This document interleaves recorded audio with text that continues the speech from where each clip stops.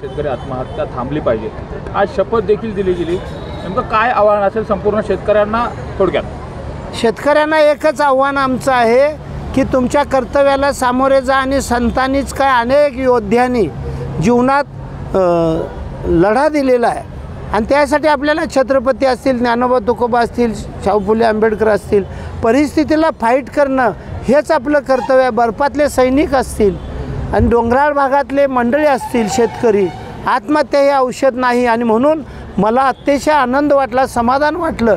खऱ्या अर्थानं मी विठोबाया साक्षीनं सांगतो, या संतभूमी मराठवाड्यातले सगळे पत्रकार आम्हाला इतकं या भूमिकेला उचलत आहेत आणि ते आम्हाला शाबासकी देत आहेत, हे आमचं यश आहे। पण दुर्दैवानं काही मराठवाड्यातले शिकलेले मंत्रालयात असलेले अधिकारी म्हणाले, तुम्ही जाऊन काय करणार, तुम्हाला विचारून करतात काय? मी म्हटलं लगेच समजतं आहे आणि आमचे लोक शोधून काढतील, आमच्या महिला भगिनी, आमचे वारकरी बंधू। आणि म्हणून मी ज्ञानोबा तुकोबाची शपथ दिली की आता तुमचीही जबाबदारी राहील की संतभूमीमधला एकही शेतकरी हवालदिल होऊन आत्महत्या केला नाही पाहिजे आणि त्यात आम्ही यश मिळवणार।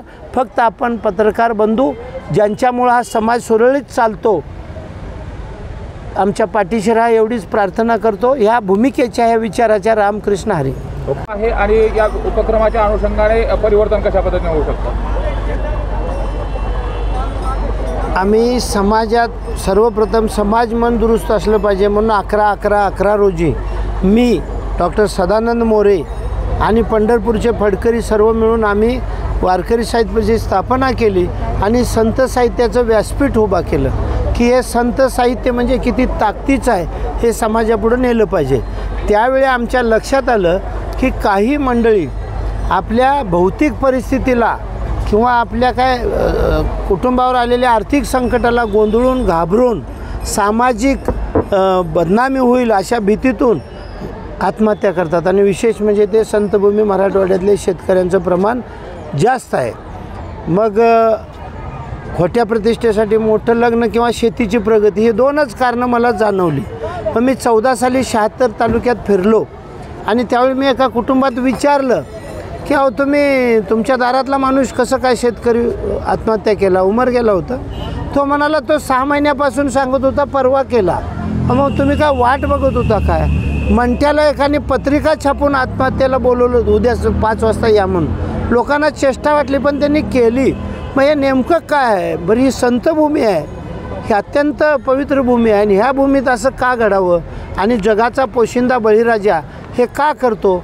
आणि मग आमच्या लक्षात आलं, मग आम्ही काय केलं, गाव तिथं महिला हरिपाठ मंडळ, संत मुक्ताई जनाई बहिणाई महिला हरिपाठ मंडळ स्थापन केले आणि आमच्या लक्षात आलं की आपण पहिल्यांदा जाऊन हे समाजात जागृती करू आणि लोकांना असे सांगू की समस्या म्हणजे जीवन नाही, तुमच्या जीवनामध्ये तुम्ही बायको, मुलगा, मुलं, आईवडील यांना वाऱ्यावर सोडून आत्महत्या करू नका आणि तुम्ही त्याला धीराने सामोरे जा आणि मग ह्या संतांच्या प्रमाणातून आनंदे निर्भय असो भलते ठाई सुखदुःख आम्हा नाही चाड, ते आमचं न लगे रुसावे अनेका बहुता आपल्या संचिता वाचून या।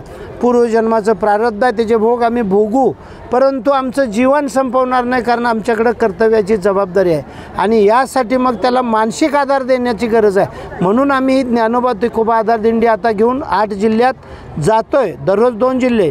पण ह्याच्यावर आम्ही थांबणार नाही, तर गावोगावच्या अशा पद्धतीच्या आमचे काय मनाने थोडी भेदरलेले बंधू असतील तर त्यांना आम्ही सांगणार आणि वेळ पडली तर त्यांना आम्ही आर्थिकसुद्धा मदत करणार। या भूमिकेतून ही आधार दिंडी आम्ही मराठवाड्यात घेऊन फिरत आहे।